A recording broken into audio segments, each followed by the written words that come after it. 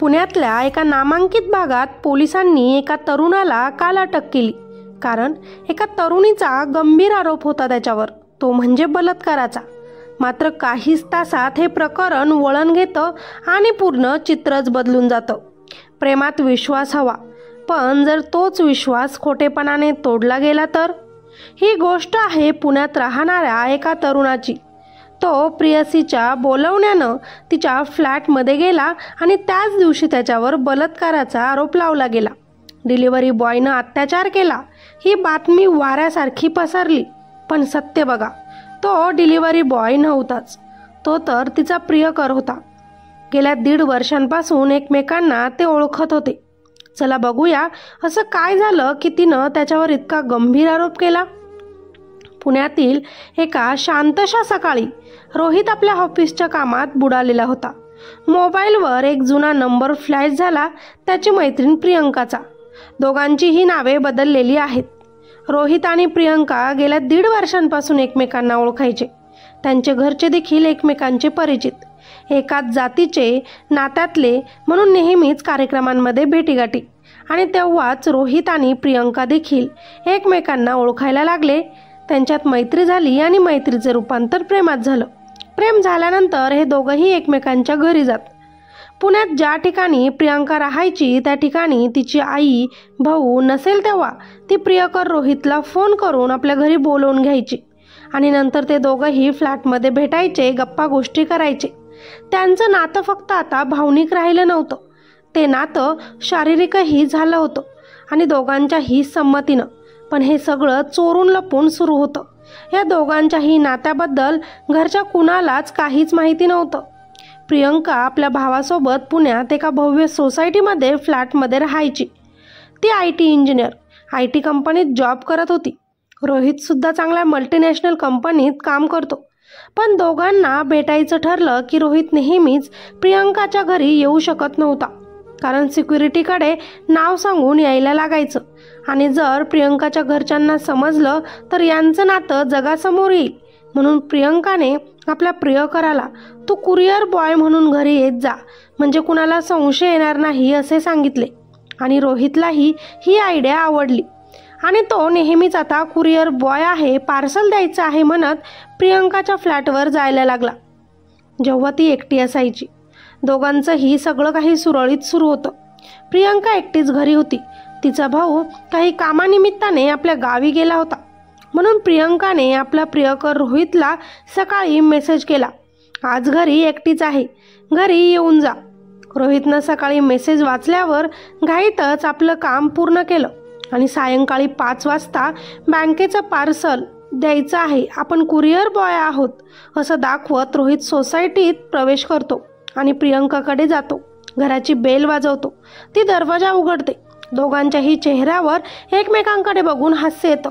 दोघंही घरात जातात. आधी कॉफी पितात, काही गप्पा गोष्टी होतात, हसत खेळत वेळ जातो. मग एक क्षण असा येतो की दोघंही एकमेकांना मिठी मारतात. कोणतीही जबरदस्ती यांच्या नात्यात नव्हती. सगळं काही परस्पर संमतीनं घडत होतं. दोघंही एकमेकांच्या प्रेमात सगळं काही विसरले होते.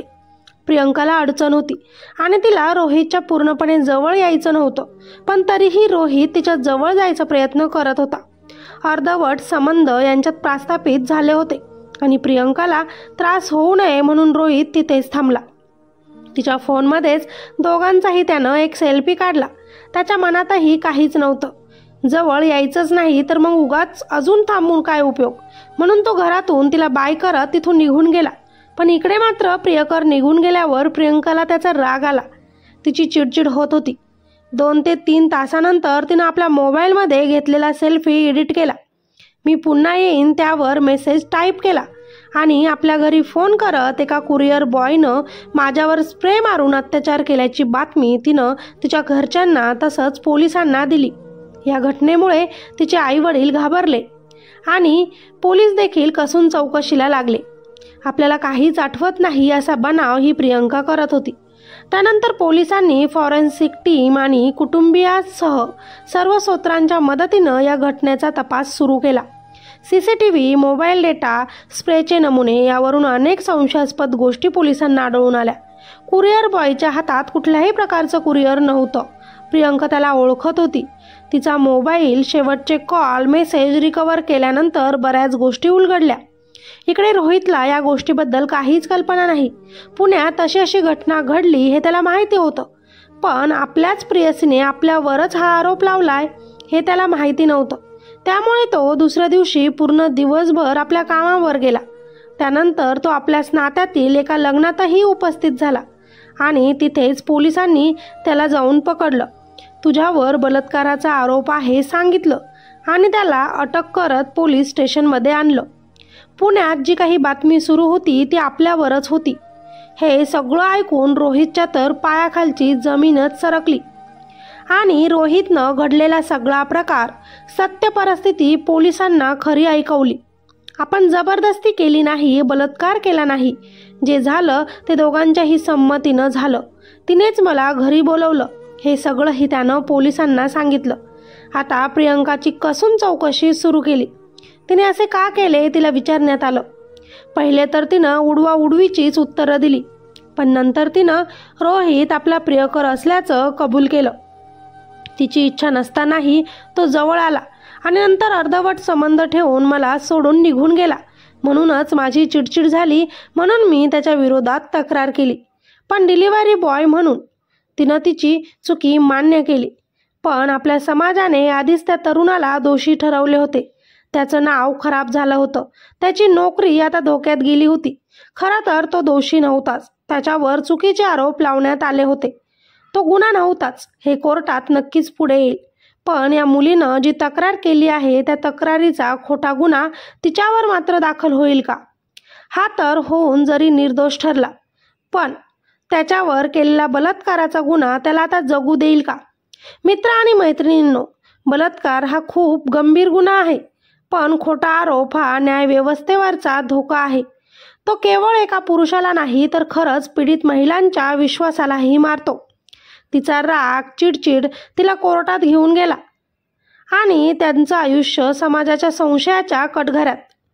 कधीकधी रागाच्या भरात घेतलेले निर्णय दोघांचंही आयुष्य उद्ध्वस्त करून टाकतात. हे विसरू नये. खोटं बोलणं गुन्हा असतो, पण त्या खोट्यानं कुणाचं आयुष्य उद्ध्वस्त केलं तर तो पाप ठरतं. कृपया कोणतीही तक्रार करण्यापूर्वी सत्य, सबळ पुरावे आणि जबाबदारीने वागा. उगाच पोलिसांचाही वेळ वाया घालवू नका. बाकी या घटनेतून तुम्हाला काय वाटतं खाली कॉमेंटमध्ये नक्कीच सांगा. अशाच क्राईम स्टोरीजसाठी चॅनलला सबस्क्राईब करा आणि व्हिडिओला लाईक करा. भेटूया नेक्स्ट व्हिडिओमध्ये. तोपर्यंत सतर्क राहा आणि स्वतःची काळजी घ्या. धन्यवाद.